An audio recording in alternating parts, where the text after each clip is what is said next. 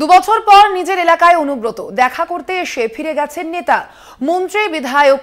দলীয় নেতাদের দেখা করার ইচ্ছা প্রকাশ কেষ্টর। বেলা 12টার পরে দলীয় নেতাদের সঙ্গে বাড়িতে বৈঠক করবেন তিনি, এমনটাই সূত্র মারফত জানা যাচ্ছে। আপনাদের জানিয়ে রাখি, গতকালই আমরা দেখেছি অনুব্রত মণ্ডল তিনি তার বাড়িতে ফিরেছেন এবং দুবছর পর নিজের এলাকায় রয়েছেন এবং গতকালই তার যে কার্যালয়, যে অফিস, সেখানে বসে তিনি আলোচনা করেছেন বেশ কিছুক্ষণ।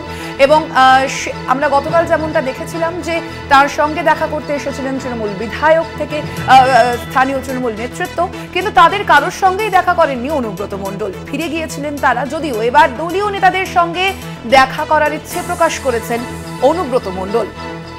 বেলা 12টার পরে দলীয় নেতাদের সঙ্গে বাড়িতে বৈঠক করবেন তিনি, এমনটাই জানা যাচ্ছে। কথা বলবো, ফোন লাইনে রয়েছেন প্রতিনিধি মনা বীরবংশী। মনা, কি জানা যাচ্ছে? আমরা দেখেছি গতকাল কিন্তু বিভিন্ন যারা জেলা তৃণমূল নেতৃত্ব তারা এসেছিলেন, বিধায়কও এসেছিলেন তার সঙ্গে দেখা করতে, তিনি করেননি। আজ কি খবর রয়েছে? একদমই তাই স্বর্ণালী, দেখো বিশ্বস্ত একটি সূত্র জানাচ্ছে যে অনুব্রত মণ্ডল বীরভূম জেলা তৃণমূল কংগ্রেসের সভাপতি, তিনি এদিন তার বাড়িতে যারা যারা দেখা করতে আসবেন, দলীয় নেতা, সাংসদ হোক, বিধায়ক হোক বা অন্যান্য বিভিন্ন যারা মানুষজন আছেন তার শুভাকাঙ্ক্ষী, তিনি আজকে ইচ্ছে প্রকাশ করেছেন তাদের সঙ্গে দেখা করার। সেক্ষেত্রে যেটা জানা যাচ্ছে যে আজকে এক দুপুর পর, অর্থাৎ দুপুর 12টার পর বলা যেতে পারে, যারা আসতে চান, অনুব্রত মণ্ডলের সাথে দেখা করতে চান, সাক্ষাৎ করতে চান, তারা দেখা করতে পারেন, এমনটাই কিন্তু আমরা সূত্র মারফত জানতে পারছি। তুমি জানো যে গতকাল একটি অপ্রীতিকর চিত্র কিন্তু উঠে এসেছিল।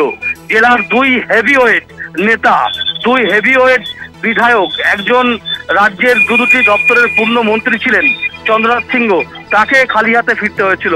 বিকাশ রায়চৌধুরীকেও খালি হাতে ফিরতে হয়েছিল। সাংসদকেও কার্যত খালি হাতে ফিরতে হয়েছিল।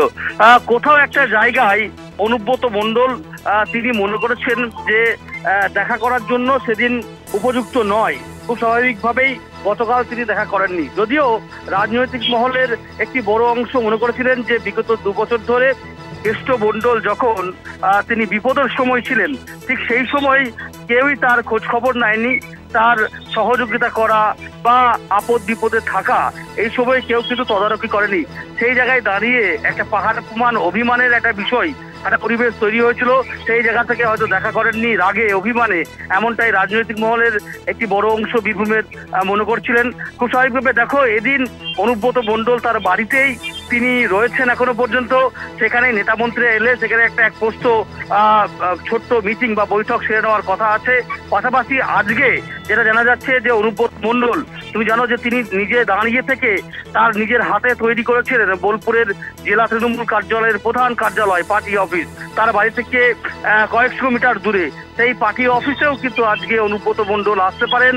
সেখানে আগের মতো যে পুরনো স্বমহিমায় অনুব্রত মণ্ডল ক্যামেরাবন্দি হতেন, ধরা পড়তেন, সেই চিত্রই কিন্তু এবার বঙ্গবাসী তৃণমূলের যারা নেতা কর্মী বা তৃণমূলের যারা সৈনিক রয়েছে তারা কিন্তু পেতে চলেছেন, এটা কিন্তু বলা যেতে পারে। এবং এরকম ধরনের চিত্র উঠে আসছে, যেটা আমরা সূত্র মারফত জানতে পারছি। একদম, অবশ্যই সেদিকে আমাদের নজর থাকবে। আজ কাদের সঙ্গে দেখা করেন অনুব্রত মণ্ডল? আপাতত ধন্যবাদ। আমরা কথা বলছিলাম, ফোন লাইনে ছিলেন প্রতিনিধি মনা বীরবংশী।